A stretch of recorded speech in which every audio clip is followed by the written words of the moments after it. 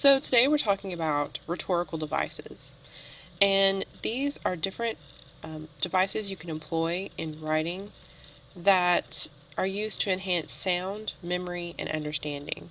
So the things where I'm about to show you will add to the sound of your writing, especially with speeches or informational text, and it'll help people remember what you say. That's why these are often used in speeches, because people do not have a text in front of them to read over and over, and they need to remember certain lines from the speech. These devices help with that. And they also make it easier to understand. They make things clearer for the audience. So here are a few different rhetorical devices you can use. First is the rhetorical question, which you all probably already know about. It asks a question and the answer is obvious or implied. So usually this is a question that you don't expect an actual answer to, or that the answer seems very obvious. And it's used mostly to almost have the listener or the reader be forced to agree with whatever the author is saying, because it asks a question that the answer seems obvious. When you answer that question yourself, it seems like you agree with that person. Let me give you an example. So this is a quote by John D. Rockefeller, and let's listen to him say it real quick. Do you want to see the flower of the manhood of this country, which has brought everlasting glory to our nation, neglected in the hour of its greatest need, and a prey to fierce temptation? Alright, so you see that this question, do you want to see the flower of the manhood of this country, basically neglected. So what this is saying, he's asking if you basically want to see the country be in trouble, and obviously the answer to that is no. So it's implied that whatever he's going to say would fix that is something you would also agree with. Moving on to parallelism. We've talked about parallelism before when talking about thesis statements, but this is also a rhetorical device. So in parallelism, you have successive words, phrases, or clauses with the same or very similar grammatical structure, like we've said before. Here's an example. And this is one that George Bush gave soon after 9/11. So let me let you listen to that one as well. We have seen the state of our union in the endurance of rescuers working past exhaustion. We've seen the unfurling of flags, the lighting of candles, the giving of blood, the saying of prayers in English, Hebrew, and Arabic. Alright, so you see here there's lots of places where parallelism is used. You have the unfurling of flags, lighting of candles, and giving of blood. So in these phrases, you all see the same verb, preposition, noun, structure over and over. And it even goes deeper in that. But you can see that using it the same way every single time really enhances the sound.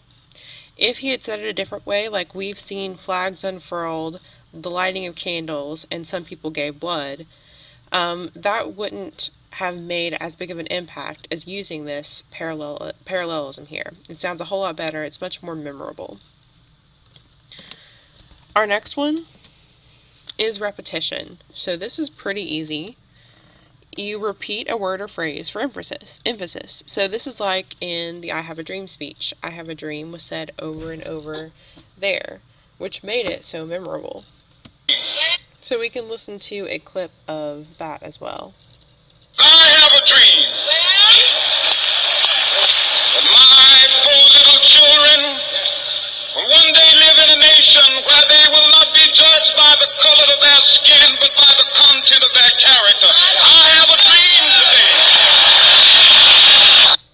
So you can see in that one, and that's just a small excerpt, but I have a dream is repeated over and over, and that's one of the reasons why it became such a famous speech. This repetition made it easy to remember and easy for others to carry the message across to other people. After that, we have analogy. So analogy is basically an extended metaphor or simile, and a comparison is made between two things. But the difference between an analogy and a metaphor or simile is that this comparison is made for the purpose of furthering a line of reasoning. Let's look at an example to try to figure out what I mean by that. So this is kind of a long example. This is General David Petraeus talking about a mission in Afghanistan. Let's take a look at this one. Along with you and other members of this committee, Mr. Chairman, I recognize that enduring success in Afghanistan will require the development of Afghan national security forces in sufficient numbers and sufficient quality. This is, of course, hugely important and hugely challenging. Indeed, helping to train and equip host nation forces in the midst of an insurgency is akin to building an advanced aircraft while it is in flight, while it is being designed, and while it is being shot at. Alright, so you can see here it cut off before the end, but it was going to say there is nothing easy about it. So what this comparison is, he's comparing this mission to building a plane in midair while it's being designed, while it's being shot at. And he continues by saying there's nothing easy about it.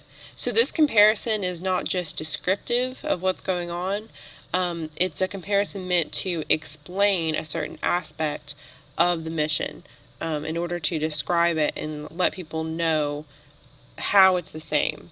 So analogy is very useful in trying to explain or reason out any main point you might have. You can compare it to something else to help you explain that. And next we have hyperbole, and you all should know this one as well. Hyperbole is purposeful exaggeration. So this is the worst day ever. You all say that a lot. An example of hyperbole. Here's another one, an example in a speech, and we can take a listen to this one. So first of all, let me assert my firm belief that the only thing we have to fear is fear itself. So in this quote, the only thing I have to fear is fear itself. Obviously that is an exaggeration. It makes a great point, and it's trying to comfort the nation and does make a good point in that way, but when you take it literally, it's an exaggeration. And so that shows an example of hyperbole. So remember that all of these things can be used in not only speeches like you see here, but also in lots of kinds of persuasive, argumentative, or just regular informational texts to help you get your point across and make your point memorable, make your arguments very pointed, and draw attention to your good reasoning.